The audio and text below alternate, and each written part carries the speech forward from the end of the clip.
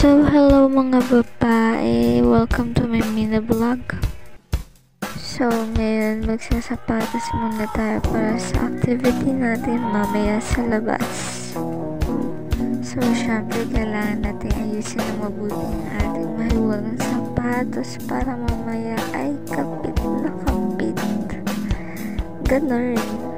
Kapit dapat. So, eto na nga, konting pasilip sa ating gagawin ngayong araw kasi tayo ay mag-iinarte. Ay, charot. Tayo ay gagawa ng exercise, outdoor activities.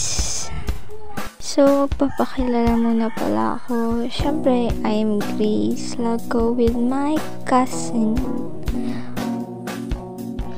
So, una, magjo-jogging muna kami. Jogging ng jogging. 99% tawa, 1% jogging. Ganyan kami. Super ganyan. Kakaloka.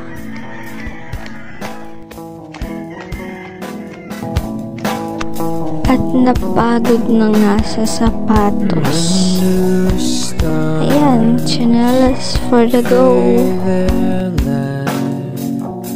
A few moments later. At ngayon napag-isip-isip ng ate mo na mag-bike na din kasi pagod na siyang mag-jogging. Ganun. The world may be like an endless storm. At dahil ngayon na naman lang nakapag-bike ang ate mo, ay mukha pang madidisgrasya sa kanto. Ayan, kakaloka. Kala mo 5 years old na bata. Diyos ko dahil. Is there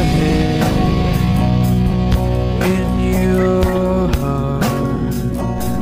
Ganda, no? Is your body So, sa part mga na ito ay pag-isipan na uuwi na ang babae.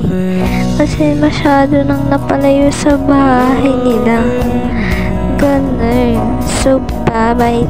Thanks. falls down, you just sing with me. 'Cause there's a